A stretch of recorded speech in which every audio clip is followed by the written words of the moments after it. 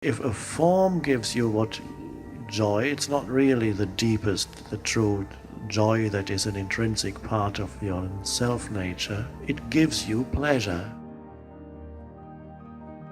But pleasure exists in the realm of opposites, and what gives you pleasure will also give you pain, either because it leaves you or because it turns into its opposite.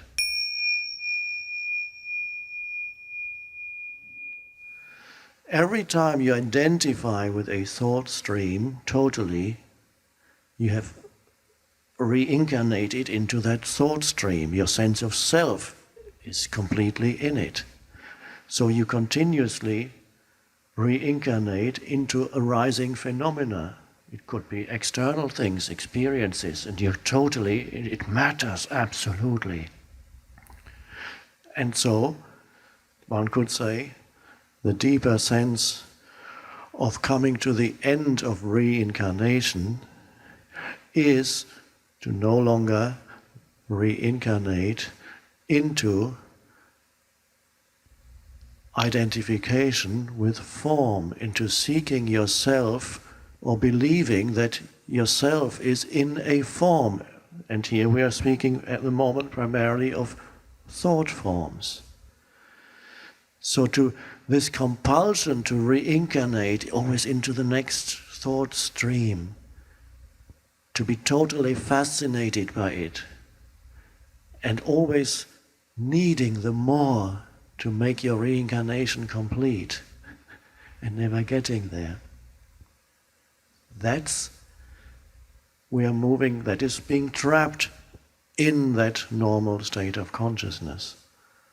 And that is still the majority on the planet is still trapped in that, but very powerfully something else is arising now, and it's arising here.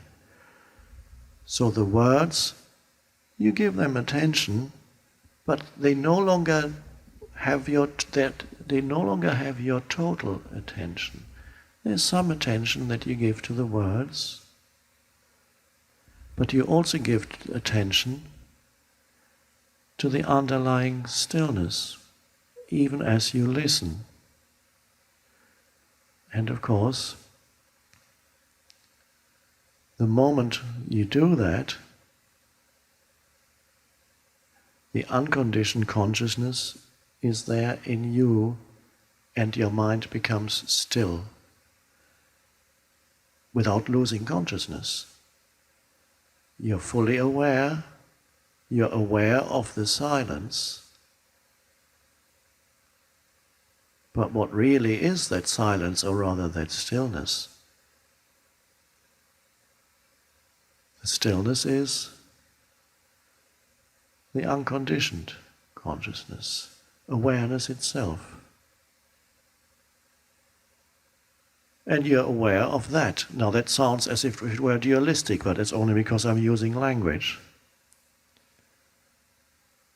You're aware of awareness when you are aware of stillness. And the moment you pay attention to stillness, you've become still.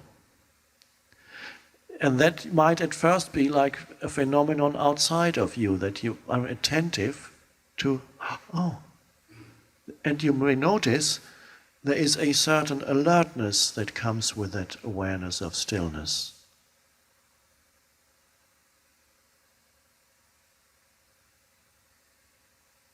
And you cannot be aware of stillness through thinking.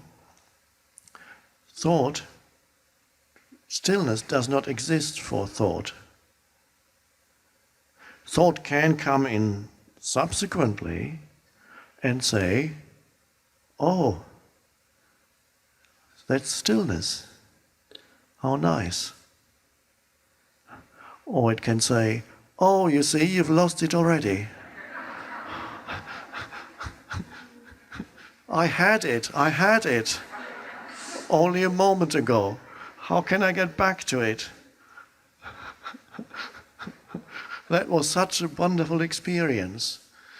And it's not really an experience, because the stillness is always there. So during these days here, learning what that means, to be aware of that underlying dimension, not only in these sessions, and then when you leave here become totally absorbed again or reincarnate again totally into arising thought streams and sense perceptions.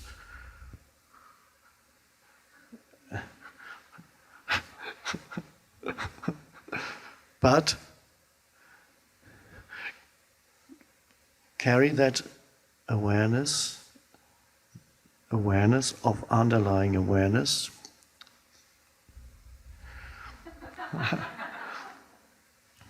I'm speaking of things that you can't speak of, that's why it's sometimes a little funny. You carry that with you, not only here, although you can perhaps sense it more powerfully in these sessions, but then you walk out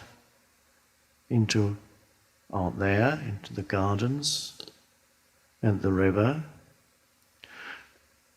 and there certain perceptions arise, and you're aware of those perceptions, and some of them will be very beautiful, and occasionally some may be ugly. This is the world. And you watch, and you, underlying the sense perception, is a field of alert, still presence in which the sense perception happens.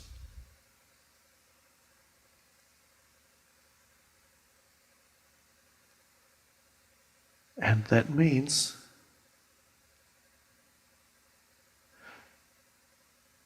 the compulsion to reincarnate into another thought stream is suddenly not there. You're happy not to reincarnate for a while into another thought stream. The true joy arises out of that state of presence. There is a very subtle joy in that, which in some teachings been called happiness, but I wouldn't use that word, it might even be a wrong translation. That joy is in essence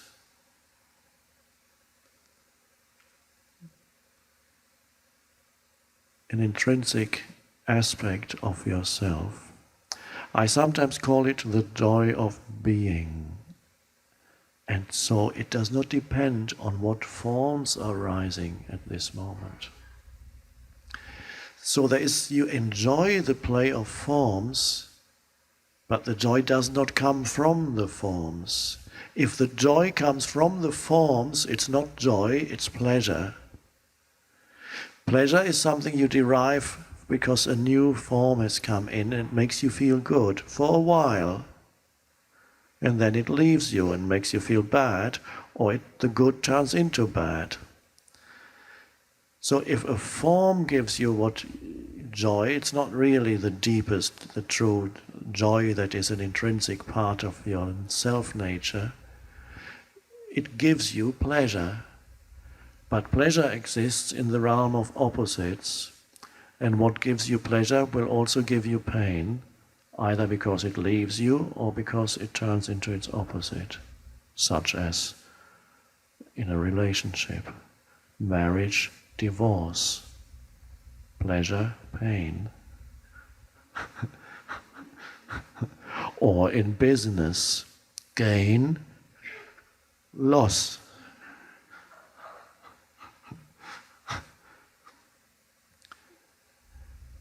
And so,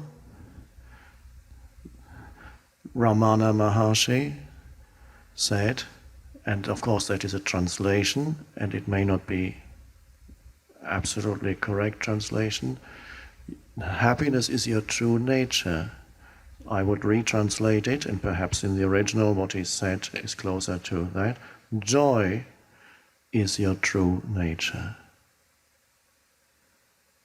But don't look for joy. You would create some new object, mind object. You don't need to look for it. No. Simply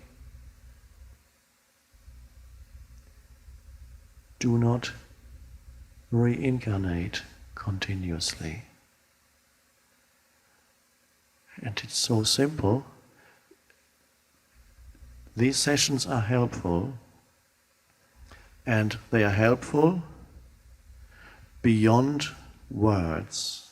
The words are helpful pointers, but there's much more to these sessions than the words. And so, be alert here to that dimension that is beyond the words, because that dimension is also beyond thought. And that is where we are going. To know what that is, which one could describe as consciousness free of thought. Wow. And this is the next step, one could say, in the evolution of human consciousness, which until now we've just come to the end of thought, which means humanity, human consciousness being totally dominated, run by, identified with thought. It started, as the myth tells us, in the Garden of Eden, which one could say is a symbolic representation of the arising of thought. They ate of the fruit of the tree of the knowledge of good and evil. Evaluate, judge. The arising of thought, loss of Eden, and I'm told the translation of that word, Eden, is place of joy.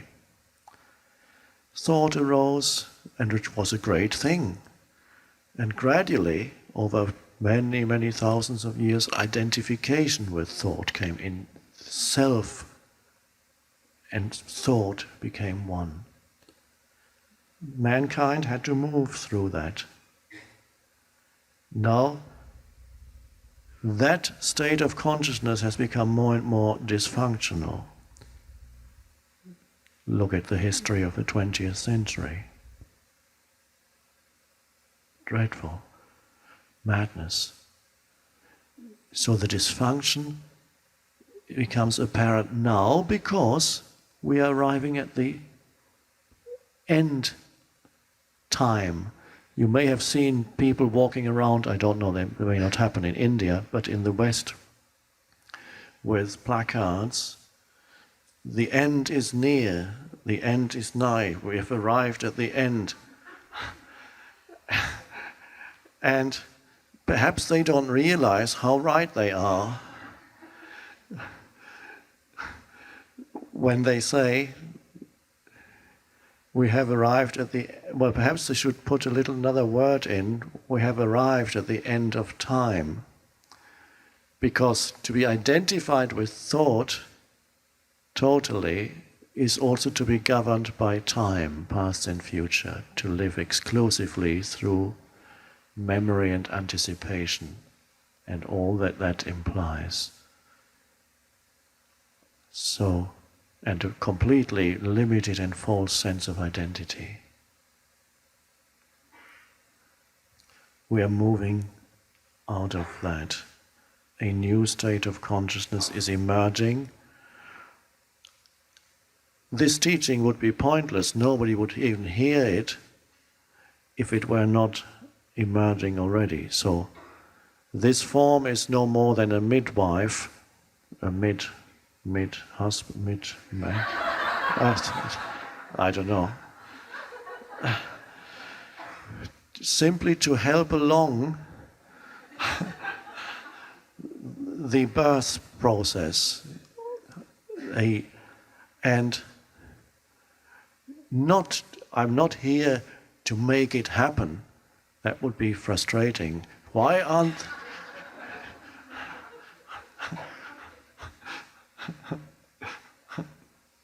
and you are not here to make it happen in yourself. That would be equally frustrating. And you would come to the end of the 6 days or 7 days here and say, I was looking for this great spiritual experience and somehow it didn't happen. I was looking and looking and looking, but because you were looking for something and you missed nothing.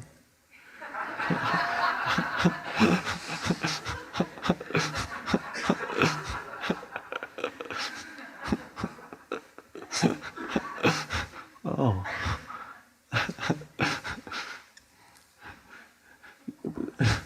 So you were looking to reincarnate into some experience and didn't get it. Or if you got it, maybe you got it, and say, oh, I had such a great experience there. And then you're back wherever you live, and then a few weeks later it's wearing off. Oh, I wish I could get that back. Where is it now? That was so great. And then you think, maybe I need to go back to India.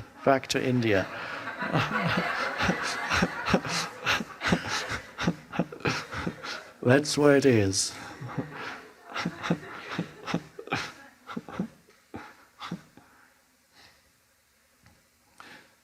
So the essence of this gathering is very simple, but also very subtle.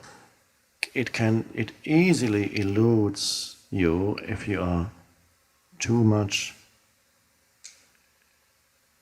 in your mind.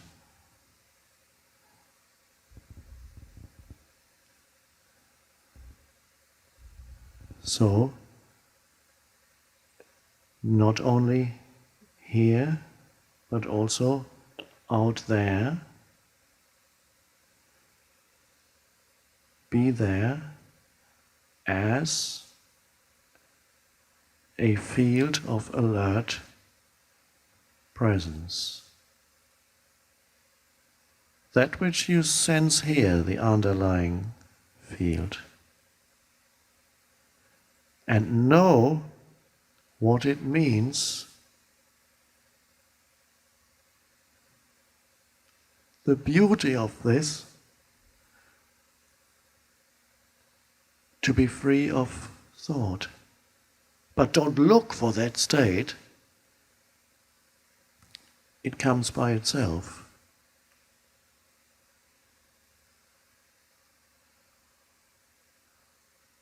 And in one moment you are free of 1,000,000 years of conditioning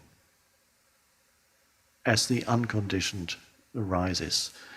Because if you had to undo the conditioned bit by bit, you would never see the end of it. There's so much. So the unconditioned arises as the state of consciousness that is free of thought. That all the great teachings, not so directly, point to. Some directly, some indirectly. When Ramana Maharshi was asked, how do we measure our progress on the spiritual path. How do we know if we are making progress? They asked him. And he said, and some people don't like this, they say, no, he didn't really say that, but it's there.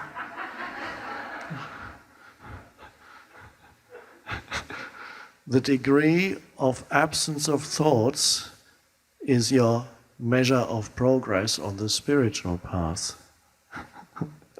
It's as simple as that. And then some people say, no, what he really meant was, who is talking?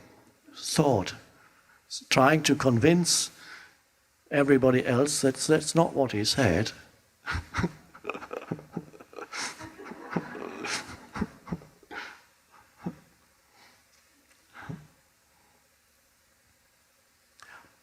But be careful here not to make the state that is free of thinking into another future state to be achieved. Because you can't achieve it in that way in the future. Not as something to be added to you. It is the greatest renunciation, and the only ultimately true renunciation is not so much the renunciation of worldly things, the renunciation of sexuality, the renunciation of possessions, the renunciation of certain kinds of food, whatever it may be. The ultimate renunciation is, and I'll say it,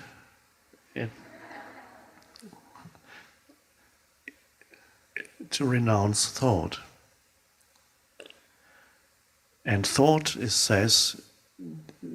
tries to convince you that in that renunciation you would revert to the state of the cabbage, the vegetable. And it says this is not a desirable state. And that is true. You don't want being a cabbage. Is beautiful for the cabbage, but the cabbage lives at one with the totality. All vegetative life, all nature lives totally in the state of oneness still. So it's totally right for the cabbage to be the cabbage. But it is not the destiny of humans to revert to the vegetative or animal stage, although compared to humans, nature and animals are very, very sane compared to most of human life. There's enormous sanity there, simply because they have not left, they haven't gone out into more and more highly differentiated form and form identification. They haven't left the source, they haven't gone that far from the source as humans have. And so, yes, there's every animal is so rooted in being still compared to neurotic humans. Wow, just look how an animal moves and is itself, completely itself. Not trying to be something, it is. But we are not going back there. The animal also is free of thought, although occasionally the beginnings of thought movements can be observed in certain animals. We go beyond thought. One could say we are rising above thought, where we do not lose the ability to think. Simply means we are no longer reduced by thinking, we are no longer trapped in thought. We can now use thought. Thought will operate when it's needed. It will be applied to a particular situation. But whenever even a situation that needs to be resolved, a challenge that arises, and it can only arise in the now, before thought arises, attention is given to it. And that attention is the state of thoughtless awareness, pure attention. You're looking at the totality of the situation in stillness. Alert, alive stillness. There's a looking. In that looking, enormous intelligence operates. And I'm looking in a wider sense, it may not necessarily be through the eyes. Attention is giving to the situation, complete attention, in stillness.